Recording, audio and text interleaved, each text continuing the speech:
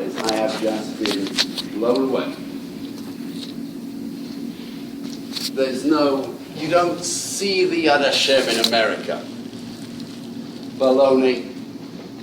Every time I come, I am floored by the unbelievable Hashgacha Pratis. I will tell you, I just got off the plane, arriving in America last Wednesday. A Talmud picked me up, and who lives in Far Rockaway, took me to his home,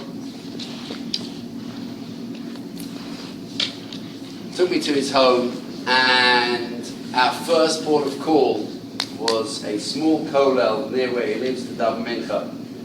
I was unaware that my book was already in stores in America. I finished davening Mincha. Somebody comes up to me. Are you the author of Color War? What? Yeah, I bought it now. I'm halfway through it. It's really interesting. I felt, my God, the Rabbi Jonathan Taub give me a kiss, for coming to give shiur in America. And if anybody says there isn't Hashgacha Pratis, non-stop. The other myth is about the weather in Chicago. I went to Chicago. I thought I have about 2 hours free. What should I do? There's a river architecture tour. You take a boat and they point out the architecture. It was a fabulous tour. That was the day before yesterday in the afternoon. I got sunburned. Who comes from Eretz Yisrael to Chicago to get sunburned? It's just not real, right? So that's another myth about America.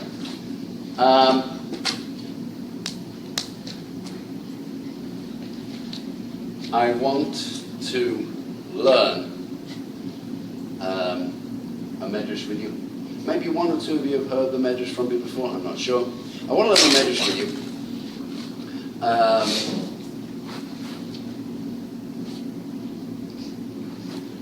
I made 45 copies.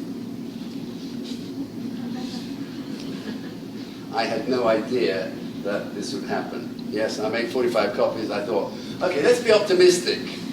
I'll make 45 copies, right? Can we do one between two? Is that okay? Yeah. Young ladies, is it going to be one between two? Yeah. My apologies, label. You're a hero. I really apologize. I thought, how many people are going to come and hear me? Yeah. In my wildest dreams, I made 45. So, yeah, I apologize.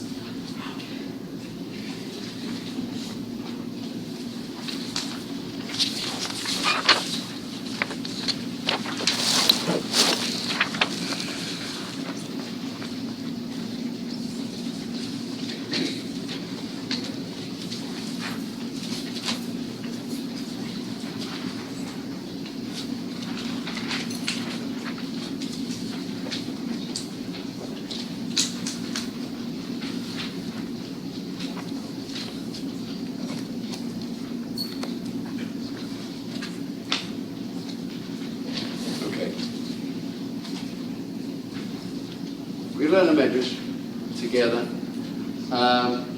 This medrash, I believe, contains just about everything you need to know for education. I will tell you, and after I finish learning the medrash, I will tell you how I believe I have tried to change my whole approach to teaching recently. My whole approach to teaching has changed, I think, completely, the way I'm approaching what I'm trying to do. Very possibly based on this medrash. Let's learn it together.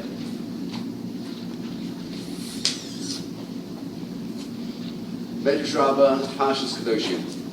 Rabbi Brachia said in the name of Rabbi Simon, a story occurred with a villager Abba Yossi, a man of Tzaitor, who was sitting and studying by an entrance to a spring. A spirit which resided there appeared to him. The spirit said to him, "You should know that I have been living here for many years. You and your wives pass by morning and evening and are never harmed. Be aware that an evil spirit wants to reside here and he harms people." Young ladies, I would like you to be aware that there are spirits. They exist. This is not fanciful. There are harmful spirits. There are benign spirits. And we know that halacha takes this into account as well. For example, Chosn and Kala, who are very, very vulnerable. The spirits, bad spirits, try to attack them. Therefore, what do we have? We have a shomer because of this. This has halachic ramifications. For the entire week, Chosn and Kala do not go out without accompaniment because of the bad spirits. Okay? You and your wives pass by morning and evening and never harm. Be aware that an evil spirit wants to reside here and he harms people. What should we do? Abba Yossi asked. Inform the people of your town. Tell them that whoever has a hammer, a garbage shovel, or a spade should come out here tomorrow at daybreak. They should look at the surface of the water of the spring. When they see the water churning, what does that indicate? The fact that the water is churning? What does it indicate? That something is happening below the surface. What is happening below the surface? Again, a fight. Absolutely. The churning below the surface indicates that the spirits are fighting. When they see the water churning, they should bang their metal implements and proclaim our one as one. They should not leave until they see what appears like drops of blood on the surface of the water. What do the drops of, or what looks like drops of blood, what does that signify? Again, i.e. is dead. One of them is gone, one of them is dead. Drops of blood, one of them is dead. Abba Yossi went and informed the people of his village. Whoever had a hammer, a garbage shovel, or a spade went out to the spring the following day at daybreak. They looked at the surface of the water. When they saw the water churning, they banged their metal implements and proclaimed, "Our one has won, our one has won." They did not leave until they saw what appeared like drops of blood on the surface of the water. If spirits who were not created to need help still require assistance, how much more so we, human beings, who are created to need help. Firstly, perhaps you can now appreciate the title, Raising Your Spirits When They're Down.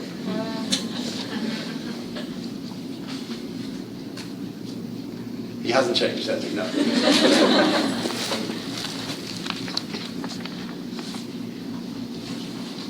Let's start again from the beginning of the story, okay? We've now got the whole story. Let's start again. A story occurred with a villager. A story occurred. You don't need to come from a big town. You can come from a small village. It has nothing to do with your degree, your qualification. You can be a small villager and you can change somebody's life. Okay? Significant fact. He's a villager. Villager? No, doesn't matter. But what is his name? What's his name? Abba Yossi. He's called Abba. What is an Abba? And what should a father be? Model. Basically someone who cares. He is an Abba and he cares. I will tell you, for me, there's the most remarkable svana that I have to share with you. What does it mean to be a father? You are aware that when Bnei Israel complain and they want meat, Moshe Rabbeinu says to Hashem, Ha'anochi harisi es kol ha'am hazeh im anochi yileditihu. Did I give birth to this nation? Ki so malai soy b'chakecha kasher yiso omenes hayonek. Me'ali basa. Did I give birth to them? But you tell me give them meat. Where do I have it? Svano. Svana basically says, and the idea is that if the child has trust in the parent, then the parent can do anything for the child. Listen to what the Svana says. It's so unbelievable, this Svana. Oh my gosh, we should print it out in big letters and put it up on the wall. Yochol lahanik esbonov. A father can direct, lead his children.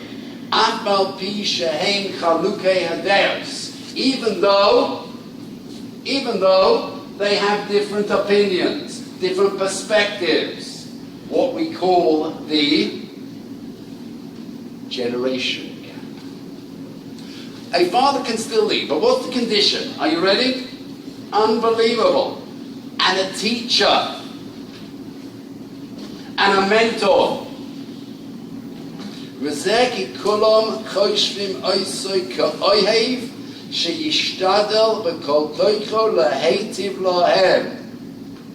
the condition? The child, the student, has to believe they love me. And their only agenda is what's good for me. They love me, and their only agenda is what's good for me. And unfortunately, and I have to say this, I have so many students who have told me, my parents have other agendas other than what will people say? Standing in the community. Say that schools have other agendas besides what is in the student's best interests. Our school's reputation. If the child feels they love me and their only agenda is what's good for me, then there can be leadership, there can be direction. Even if I disagree, but I know what they're doing is for me. Abba. What does the Saitor, this is a difficult question. Does anyone here know what does the verb letzayet mean? Anyone here from Israel? Anybody fluent in Hebrew? Letzayet. Let's say it. No. So I will tell you. Not in the most Israeli of accents, but I will tell you. Let's say it means to listen. When we put a resh at the end, it turns it into something that I have an expertise in. Give you an example. A shoe is a sandal. Therefore, sandlar. Yeah, is everyone with me? I turned it into an expertise. A tzaitor is an expert listener. He's an expert listener. That's the essence of this man. He's a man of tzaitor. He is sitting. What does sitting mean? Why is he sitting? Or why is it significant that he's sitting? And what would be if he's standing or walking? Oh yes. Oh yes, absolutely. Sitting means I'm sitting, and because I'm sitting, you can come and talk to me. And what happens if I'm running around all over the place? I'm just not available. Abba Yossi is sitting, and because he's sitting, someone can come to him who needs help. He's sitting. And what else is he doing? What else is he doing? He is studying. He is studying. If you want genuine, good growth in your child, in your student, they have to see that you are growing. How are you going to grow? I am constantly learning. I don't mean me. If you want to have that change, you have to grow yourself. You have to learn. Your children have to see that growth is important to you. Then you can expect it from them. So he is sitting and he is studying at, where's he sitting and studying? Where? The entrance to a spring. Firstly, what is a spring? Okay, moving body of water. What is the mitzrashkin? What is the difference between a river, which is a moving body of water, and a spring? Source is fresh water. A spring is fresh. I hope this doesn't sound bad in American English. Oh my gosh, please excuse me. But a teacher, a parent, has to be fresh. Does that sound bad? Does that have a negative connotation here? I don't know. Does anybody understand what I mean? Yeah. I will tell you, if the teacher, if the parent is not excited by Yiddishkeit, by what it is they're doing, by what it is they're trying to communicate, then it's not going to work. Do we know, how long does it take us to know when we walk into a classroom whether the teacher is excited or not? How long does it take? Tell me. A few seconds? Is she right? Yes or no? Can you tell me in, let's say, a minute and a half whether the teacher's excited to be there? Yeah, for sure. I already have your paper in me. And you want to know something? It doesn't matter the subject. If the teacher is genuinely excited, what's going to happen? What's going to happen? It's contagious. It is contagious. I was once at a weekend getaway for teachers. Those of you from Dark Ebina, it was Dark Ebina teachers. This was in the days when Dark Ebina had some money, and we went away for. And we used to go away once a year for a weekend together. And I didn't remember, I won't say who, but I remember who asked the question, and I remember who it was directed at. Rabbi Oratz was fielding Q&A from teachers. And one question was, are you ready for a question? And it's relevant to so many areas of teaching. How can one be excited teaching the same material year after year after year? That was the question. Did we hear the question? Yes or no? Mm-hmm. Anyone here teachers? Put up your hands if you're teaching.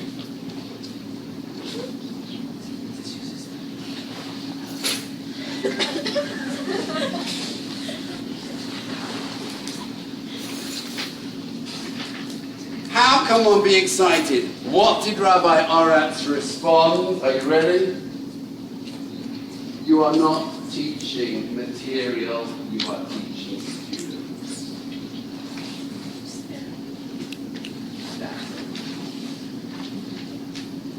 Let me try and put it into terms, yes?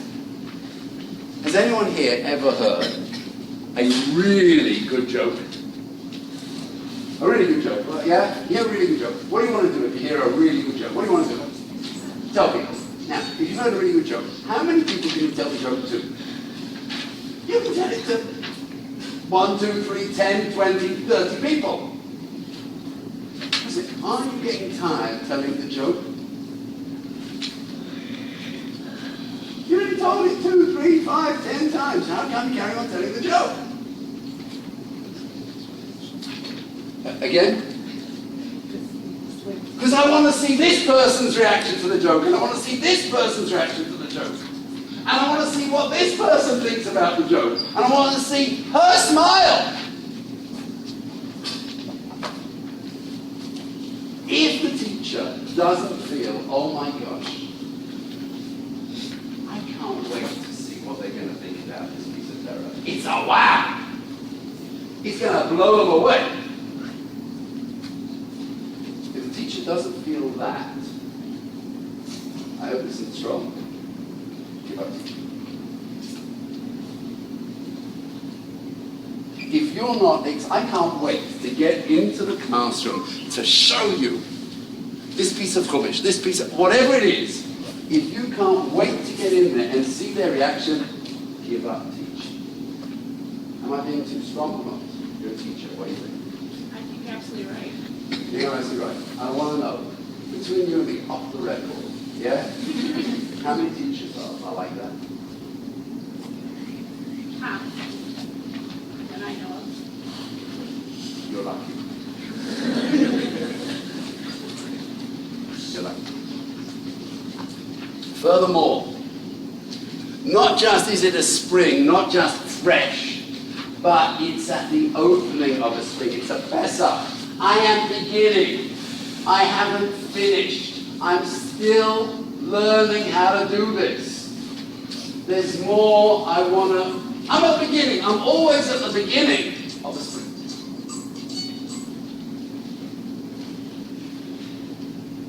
By the way, I'd like to remind everybody here, remember to switch them on after the shiur, okay? Yeah?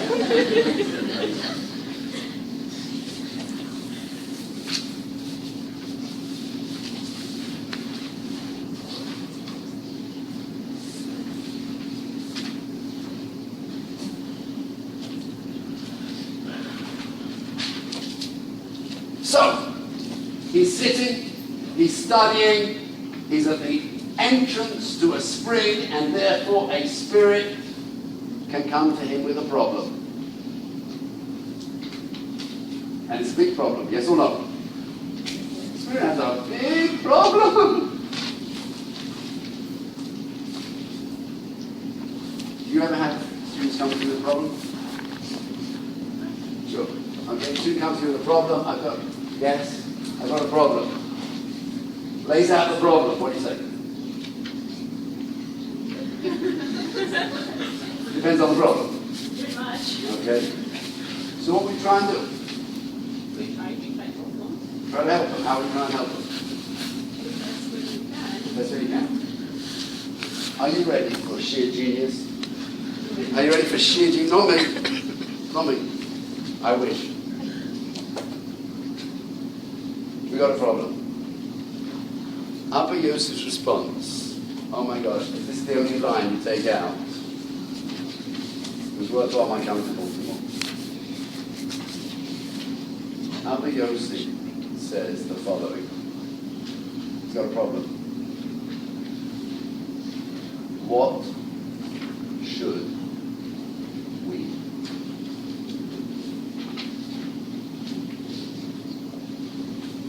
It's so beautiful, you want to cry. What should we do? Number one, it's not going to give you a solution. want to hear? What do I want to hear?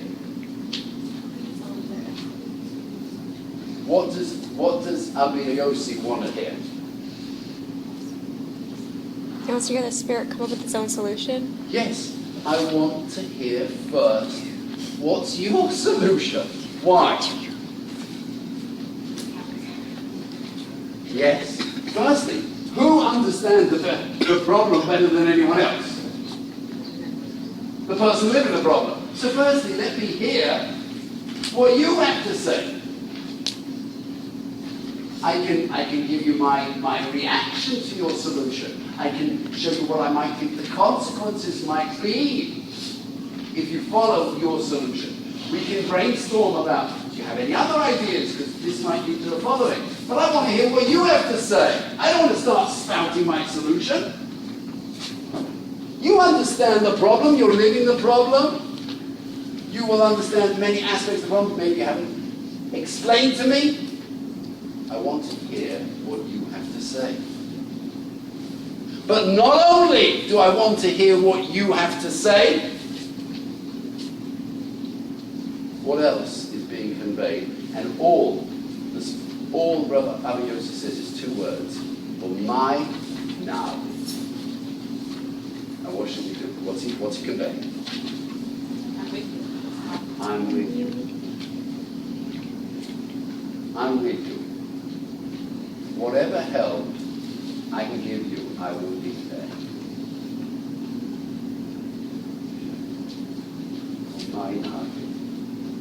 I cannot think if every teacher would just have a slogan. Now what should we do?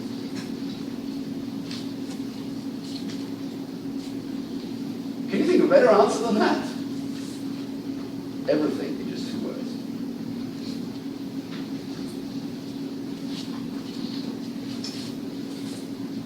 What does the Spirit say? Rabbi Yossi said, okay, what should we do? What does the Spirit say?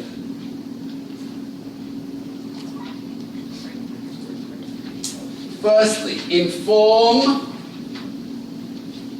the people of your town. Reading it the most straightforward way. How many people is he meant to inform? Everyone. How many? Everyone.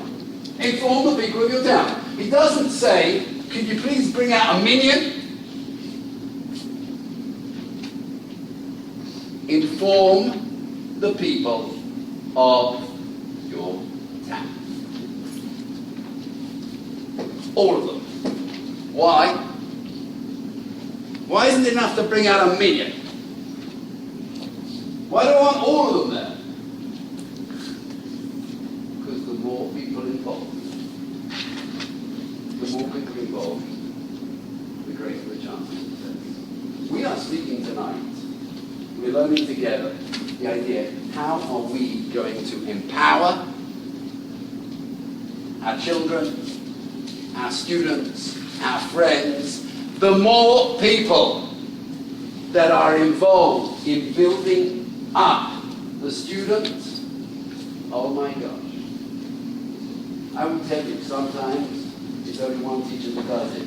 But if we can get a whole school with this way of thinking, does anyone here know the man that I regard him as the teacher's teacher? I regard him as one of the great educators that I know today.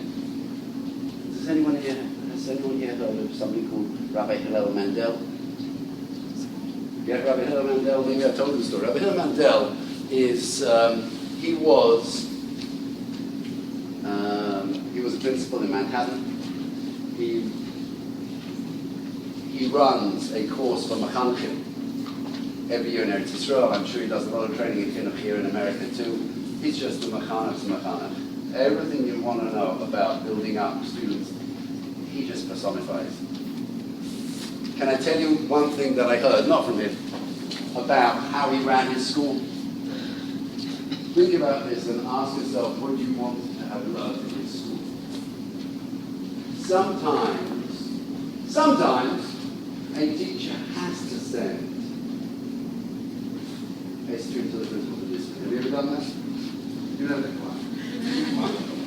Yeah? Sometimes a teacher, I want to know, who here was never sent to the principal's office for discipline? I won't ask the other way around because you're just so shy. Right, I've got about 3 hands, right? Yeah? It happens! What can we do? It happens! Rabbi Mandel, let the teachers know. Are you ready? Every time you send a student to me, and it has to happen sometimes. Every time you send a student to me for discipline, you've got to send the student 9 times for the purpose.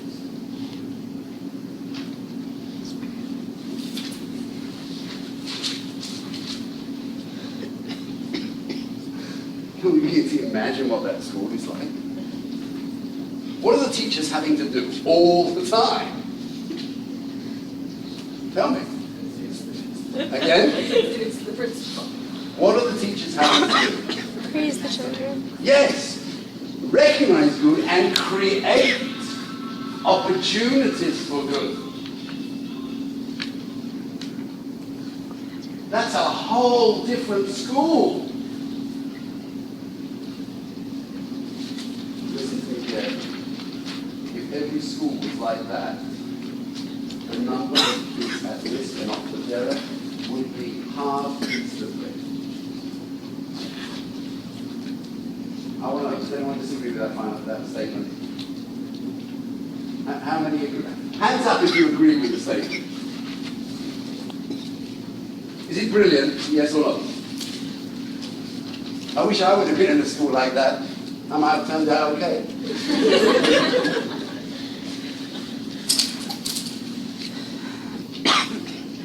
We want everyone involved. Tell them that whoever has a hammer, a garbage shovel, or a spade should come out here tomorrow at daybreak. What is daybreak? What is daybreak? What is daybreak? The earliest time of day. They can't go out in the middle of the night. You're not actually meant to walk outside at night. Talmud in those days, very dangerous. But at the earliest possible opportunity, that's when you all come out and start empowering me. When do we start in the school year? When are we meant to start empowering the students?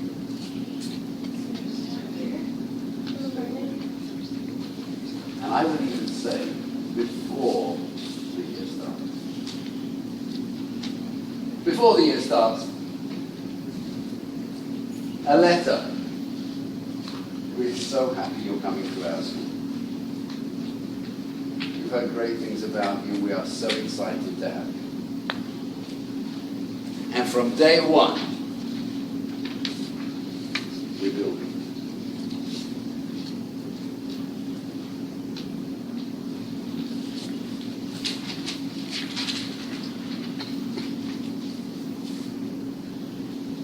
Why are they banging metal implements? What is going on?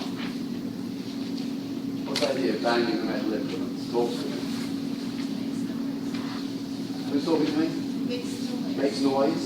Yes. And what does the noise represent? Celebration. Enthusiasm. We are enthusiastic about you. I'm in America. I will use an American phrase. These are the original cheerleaders. That's what's going on.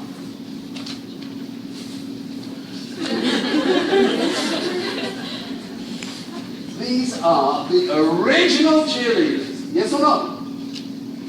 They are enthusiastic. They are screaming their team on. That's what's going on.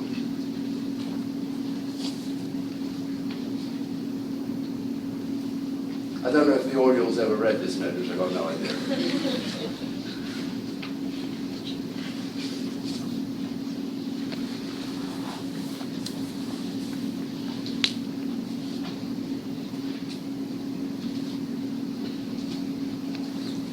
there are different types of implement.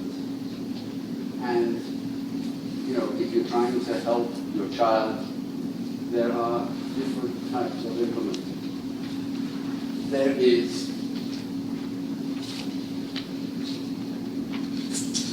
There's a hammer. There is a garbage shovel, and there is a spade.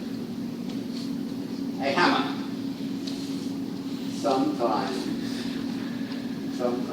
the student has a blockage and can't get through. And sometimes you need to give him a push. Sometimes that push can be hard. Oh wait, love doesn't mean just being a softie. Love means sometimes you give them a bit of a kick as well. And the hit is so they get through their blockage.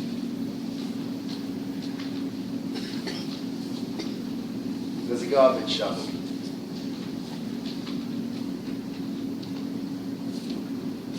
There are so many teachers who, when they look at a classroom, just see garbage. But if you have a shovel and you take off the top layers, you can see treasures underneath. I will tell you that students of mine who I have found to be disruptive, found to be difficult. If you find out what is going on in their life, you find out the difficulties that they have had. Your parents, with school that didn't understand it, with abuse. And if you take off the garbage, there are tools underneath.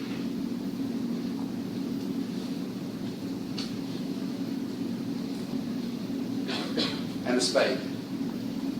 A spade, we dig the earth and we plant. And you don't necessarily see it straight away. You take a spade, you don't necessarily see anything straight away. But we're planting. And we're doubling. And Hashem should help us see its growth.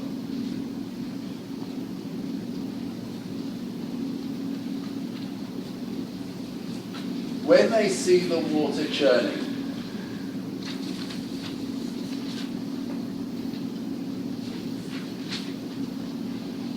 they should bang their metal implements and proclaim, our one as one, our one as one. The water is churning. There is a fight going on underneath the surface. Do we know who's won? Yes or no?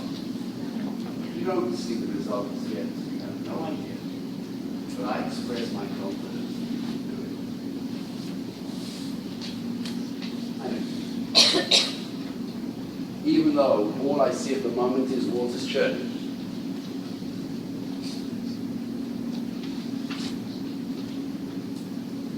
Our one has won. Didon not suck. It's actually a famous phrase. It's very Didon not suck. Our one has won. Didon. What's the idea? Our one. What are they expressing to the spirit? Again? Support. We're one. You're ours. We're a family. We're in it together. We love you. We are one. And we believe, oh my gosh, you've achieved amazing things. Our one is one.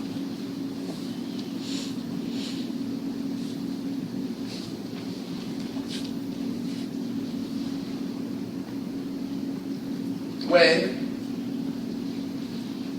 they have to carry on banging their implements together, they have to carry on giving encouragement and support and empowering the spirit. Until what point in time? Until what point in time? Until they see the doctor go. What does that indicate? That the battle is won. It's over. We can now go back to the village. Why? Because it's over.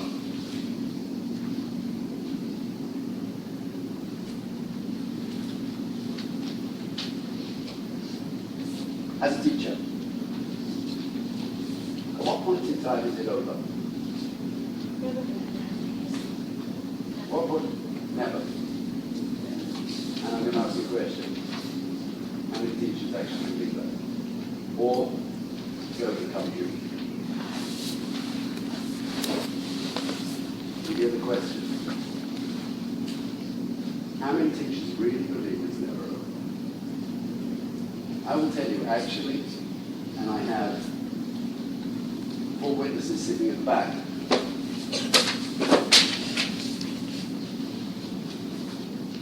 The reason that I'm out here,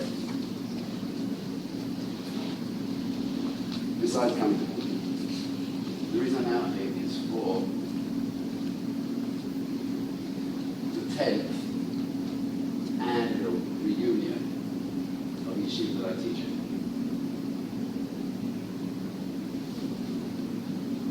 Every year,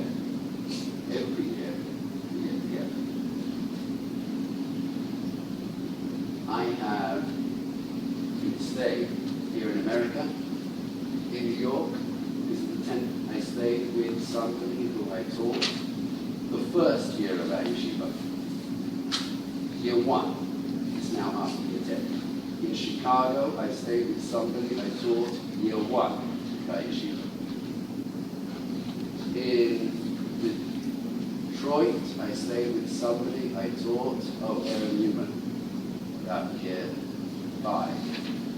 Here in Baltimore, I'm staying with somebody I taught year 2.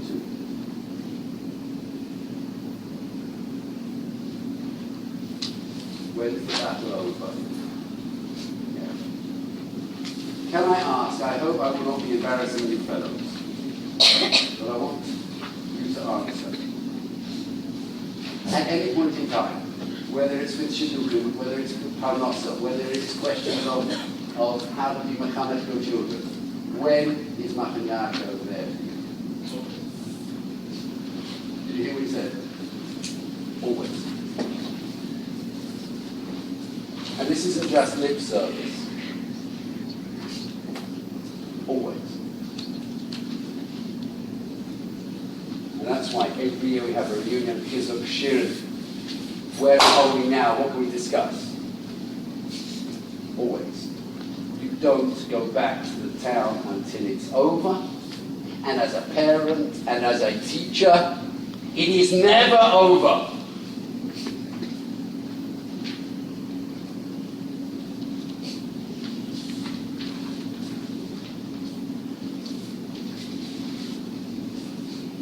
Young ladies, what do you think of medrash? Should this medrash be required learning for teachers and parents, yes or no? Should this be required learning?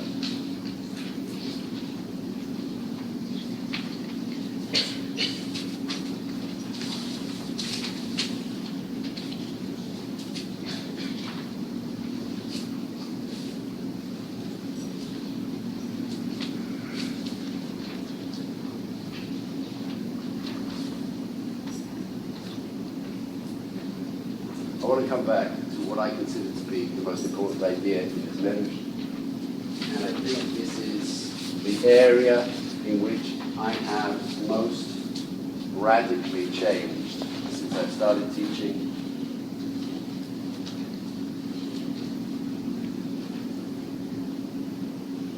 When I started teaching, 26 years ago, 26 years ago, I used to think that teaching is going to the class and keep them all out. It has to be entertaining, it has to be fun, it has to be a wow. I still believe that's important. But I now understand that actually that's not the main purpose of what I'm doing. In Matan Yaakov, yeshiva, I don't need to do this so much because there's a whole lot of wonderful people who are doing it. But let's say in the gold schools I teach, I am there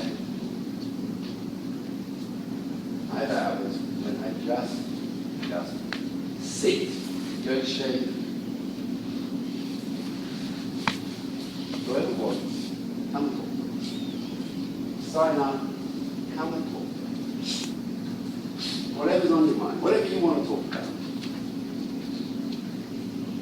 I am blessed that I have fabulous students. At the end of the year, a lot of students take the time out to write me a letter. I have to say I really enjoyed the classes. They were so interesting. Thank you so much. Fine. If I have had a meeting / meetings with a student, she won't mention the classes. Classes don't get a mention. But that was great classes, you know. The classes do not get a mention. What's she going to write?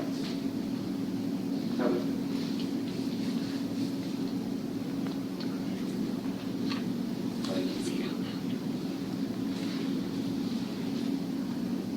I'll tell you more.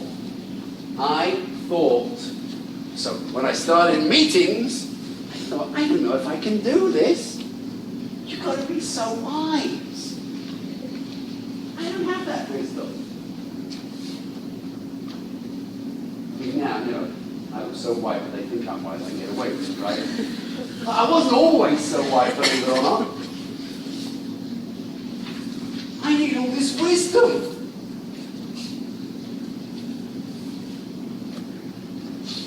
And do you know what I learned?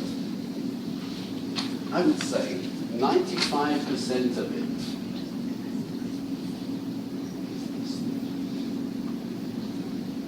and some girls, I have so many letters. I received one letter. Only one word was underlined in the letter. Only one word was underlined. Astonishing, I will show you. One word underlined out of the whole letter. Where is it?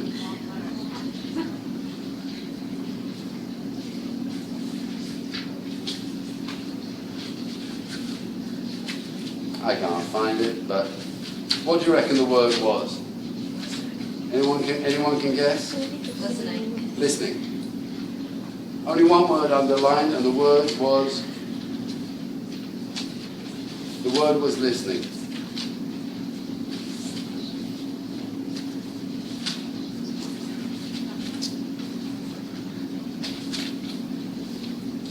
Can you see the letter? Yes or no? What word is underlined? Listening. Everything else is irrelevant. She's underlining one word. Listening.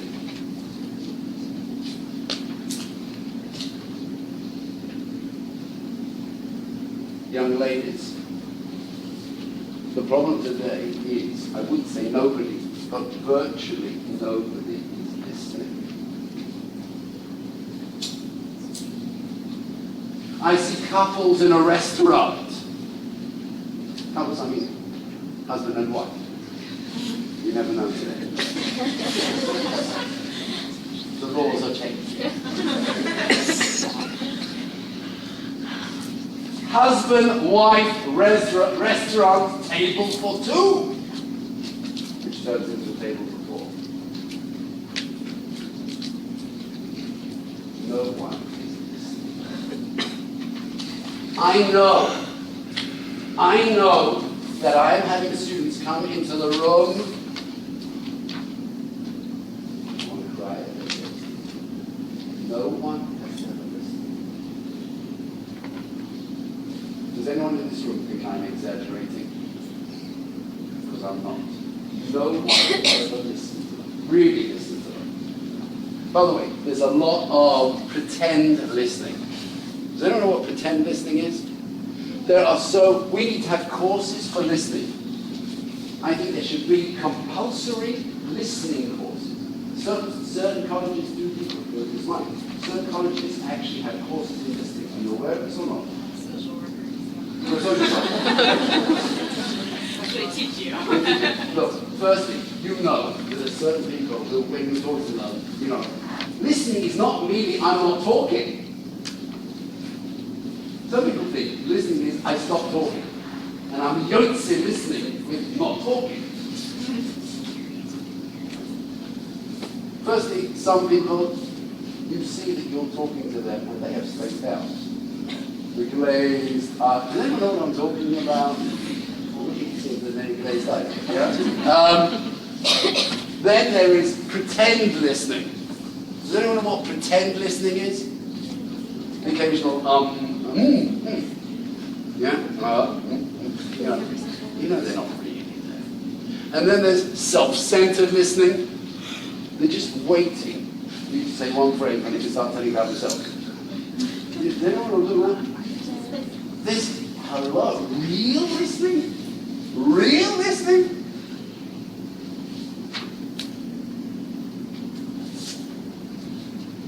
This is crucial, by the way. I even tell students of mine, before you start dating, I highly recommend that you read a good book on body language. Good book on body language. In terms of the message, 7%, this is what scientists say, 7% is the words. 7% is the words, 40% is the tone, feeling, volume, inflection of the voice, and 53% is body language. Did everyone follow what I just said? Anyone listening? I'll give you one example of the phrase, okay? Let's go through this phrase together. The phrase is, I didn't say you had an attitude problem.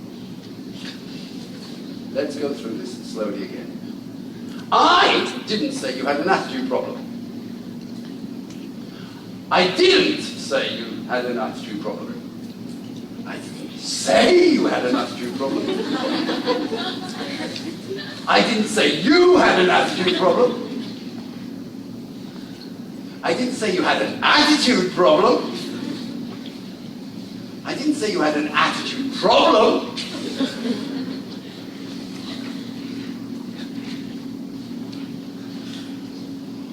They're all pretty different, yes or no? The words just don't do it. You've got to learn to listen.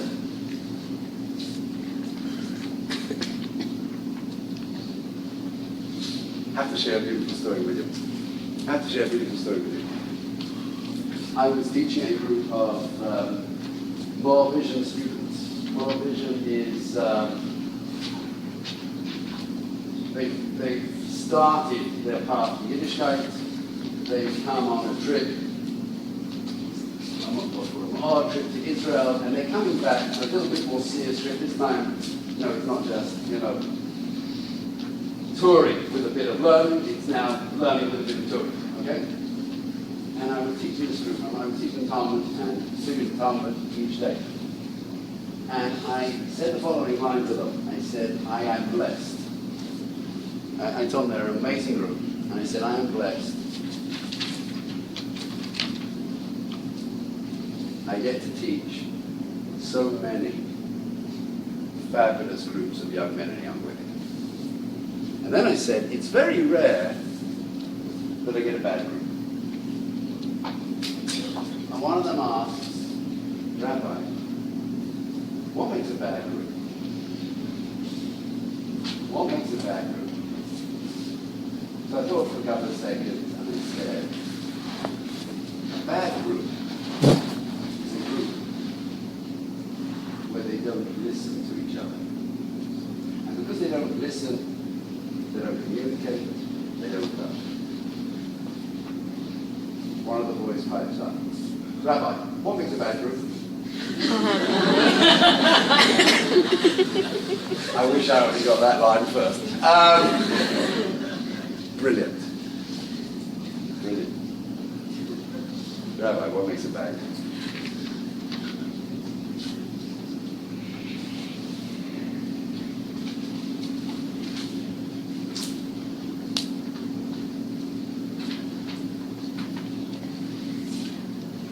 My approach to teaching this year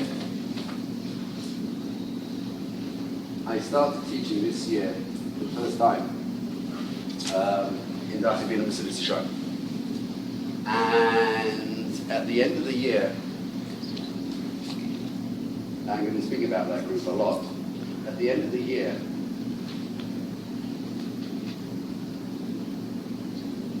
what they've done up to now is, at the end of the year, they have a test on the material that they've learned. And I said to myself, I can't be bothered to marry farming 80 tests. Crazy. Besides which, I believe that a written test is a show with a contradiction in terms.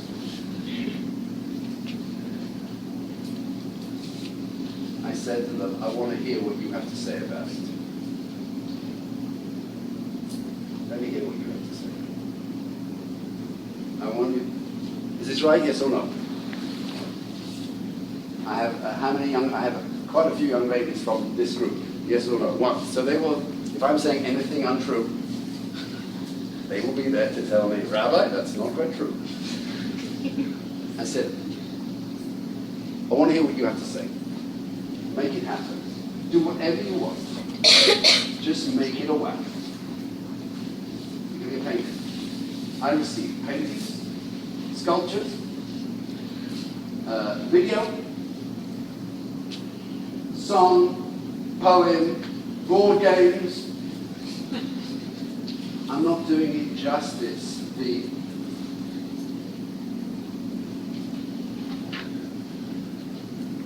two groups of 40 students. The last two classes, I basically said, young ladies, present. Present what you have to say. I sit in the audience and you present.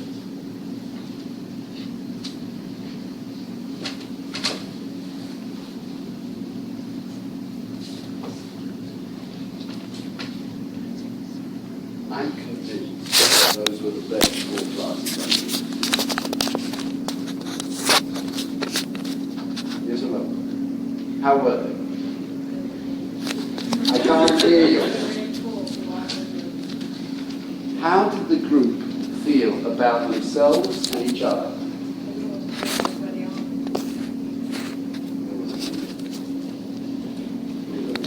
One young lady, I don't know if you've seen this yet, made a slideshow about all of the projects. I don't know if you've seen it yet. She made a slideshow of the projects. When I went on, the link and saw it, my gosh, I would cry. I would cry. I have one here which I will show you in a minute. One other thing that we did, again, I have now come to the realization that my best teaching is when I'm not teaching. I kid you not. My best teaching. We will learn the Siddur Shor. And the Siddur Shor is speaking about things that destroy your spirituality. And one of them is bad environment. Heverah. And this Siddur Shor says that you've got to leave a bad environment, and you've got to go, his phrase, you've got to go to Chatzros Hashem or Mishkan Osov. You've got to go to the courtyards of Hashem and his dwelling places. That's what he says. I said, so, if you're a boy, I understand. You will go to a base matrix, you will go to a base message. You are in Chatzros Hashem and Mishkan Osov. Okay? What about young ladies? What are Chatzros Hashem and Mishkan Osov?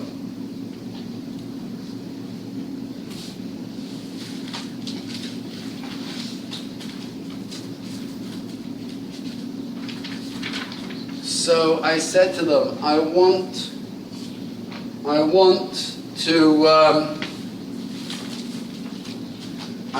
to hear what you have to say.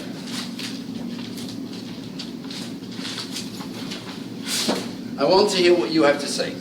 I want you to all give me your suggestions in. You don't necessarily have a base medrash, you don't necessarily have a base Knesset. I want you to give me your ideas for taking your bedroom at home. No, you can't turn over the house. but take your bedroom, your personal, private living space, and turning it into an oasis of Kedusha. How are you going to do it? I'm not going to tell you. I want to hear what you have to say. They all sent up to the front. Yeah? Those are their ideas. Then I asked two young ladies, because there was a certain overlap. Yes, obviously some people are going to say the same idea. Take all the pieces of paper, take out all the different ideas, type them up under categories. We had them typed up.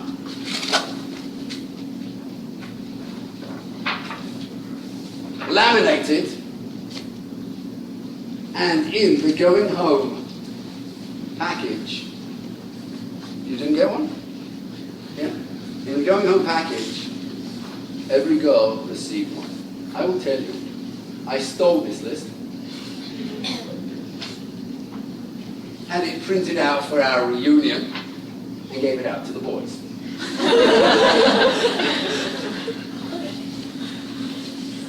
Yes or no? I have covered you at the reunion. Did I do this? Yes or no? I am absolutely incorrigible. I will steal material from anybody.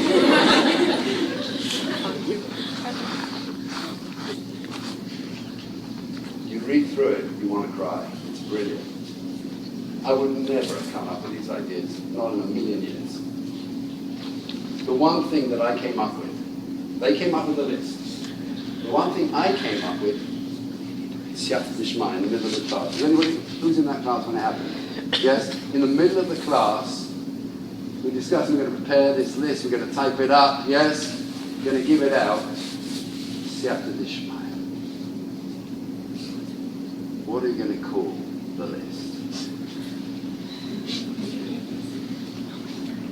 Room to grow.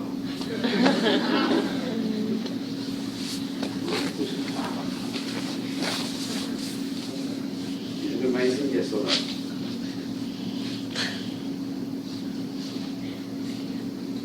One of the projects, I left this at home and my host so kindly went back to, I want to show it to you. One young lady did a project that was so good. I said, I gave back the projects. One young lady, I said, I'm not giving you yours back. I said, do me a favor, laminate it, and I will go and teach with it. Then what happened was, I received it at the end of the year, and she photocopied it, black and white, not clear, and she'd gone back to America. I found out her number. I phoned her up. I said, thank you for the copy, but no thank you. I said, I want the original. You'll understand why. I want the original. I'm selfish. She's an amazing young lady. She laminated the original. And I was giving a shiur to young ladies last Wednesday night in Far Rockaway. She made sure that it was waiting for me there.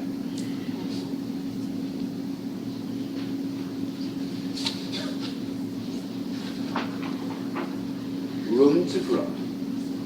And there are arrows, I can leave it out afterwards, showing everything there should be in that room. Here,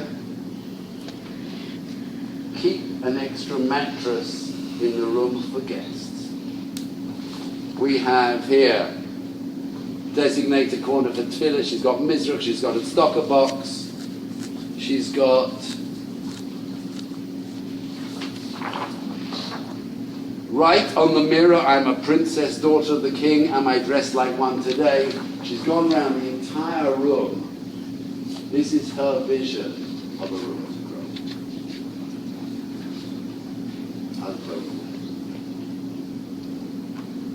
I should just stop teaching and never teach. What do you think? It's pretty fantastic.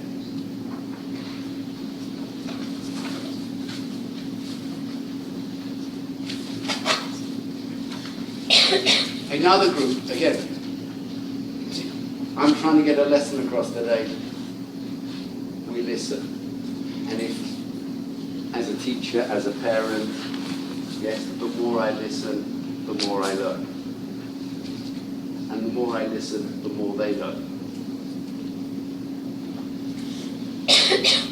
With one group of students, I was learning Sichas Musa. He has, I said, ladies, no test. Just present. I brought with one presentation. There's a shmooze that Rabbi Jonathan gives called Darchei HaYetzer. Darchei HaYetzer. The stratagems that the Yetzer Hara uses against you. Are you ready? Oh my gosh, did she get this one? I show you. Hopefully you can see at the back. There's about 6 of them. It's so good.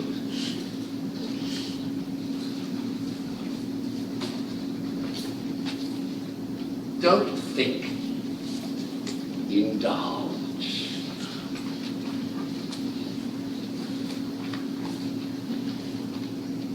You know you need it.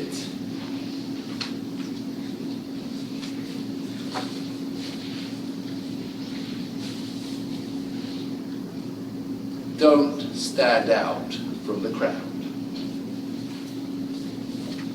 Last one. Bet you can't take just one. This girl understood the schmooze, and she talked to me.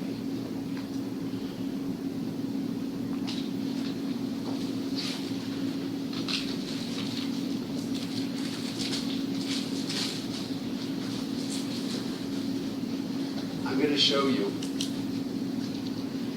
the most precious present. And with this I finish, and you've been amazing. Thank you for coming. My gosh. I want to show you the most precious present I ever received. It's not the original, because the original stays in Israel. It's a framed picture in glass with a frame. So I didn't bring it, we just got broken ring in here. But again, I received it from a student. I said to him, make me another one, and I'll use it.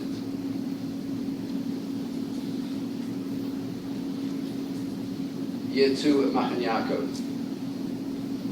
This was a present that the students gave the major rabbis in the school. Some of you have seen this before.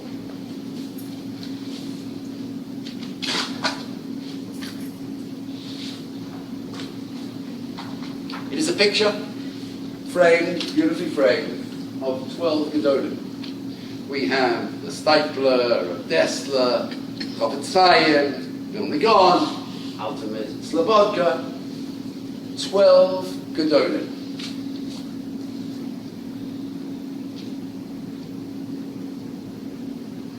And if you look ever so closely, there's something a little bit strange about them. There were 12 graduate students of our second year. They each chose, yes or no, your husband. Yes or no, your husband. They each chose the goal that they resonated with. And then they posed for photos at exactly the same angle as the picture of the goal. And then one incredibly talented young man merged them together.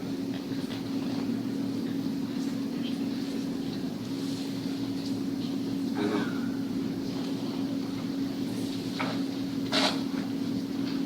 on the back, and I think this summarizes everything I'm trying to say today. On the back, they all signed it. They signed it underneath the following words. Dear of Hal, thank you for seeing the godless in us.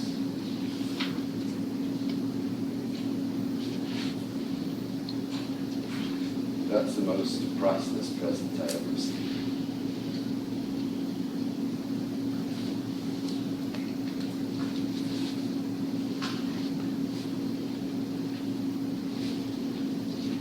They are great people.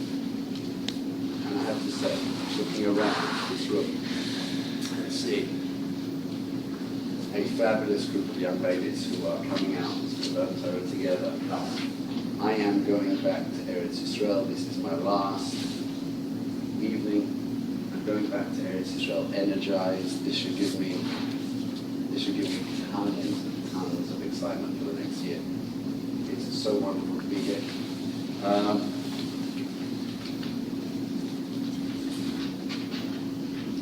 I would like to decide this year. I'd like to think that I can leave some Torah here in Baltimore. Baltimore really isn't here in Torah. I'd like to leave some Torah. I have brought out a book. Some of you, has anyone here read it yet? How is it? What can I say? I'm super excited by it. The feedback that I have received, both from Talmidei Chachamim and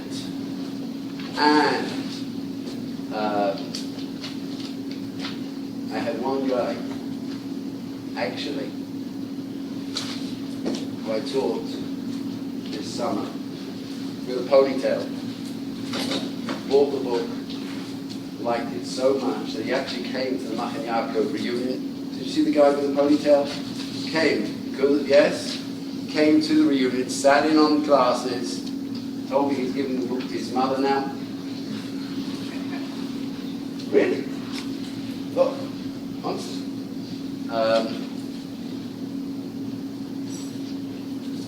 Before I came to America, somebody gave me a bracha. He said you should be zocher to sell a lot of books.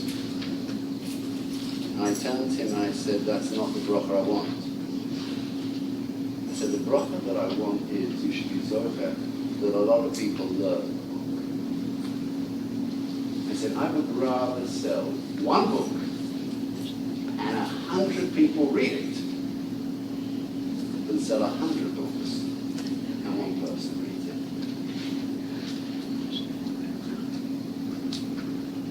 I want the Torah learned. I'm really proud of this Torah. It's an amazing book. I'll just tell you just in 1 second what it's about.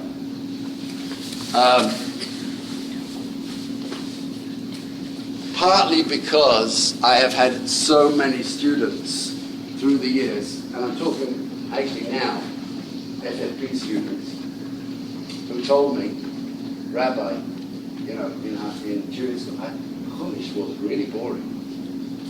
And I'm thinking, are we learning the same book? And I've written this hopefully kind of in the style of a detective story.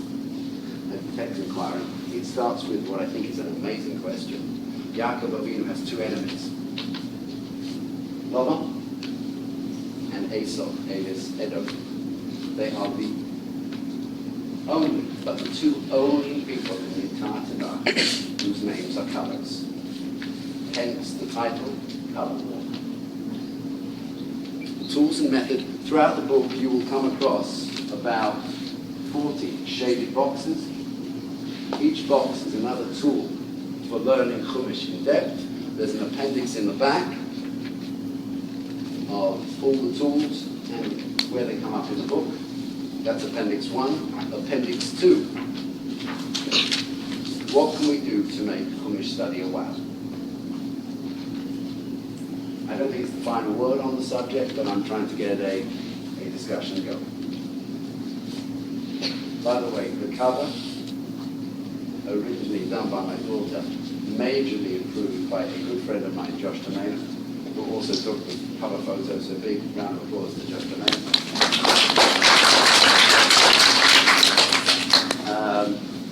Young ladies, I'd like the books read. I will leave an envelope there. If you want to give money, give money. If you don't want to give money, but you will read the book, then take one, keep it without paying. Please do not pay more than $20. I think that's a fair price for it. Don't pay more. I am happy to stay here and inscribe. That probably reduces the value by half, but I'm happy to stay here and inscribe whoever wants an inscription. I can honestly say I could not imagine a more beautiful end to my trip to America than seeing such a fabulous group of people and learning together. I thank you really, really from the bottom of my heart. You are amazing people and membership of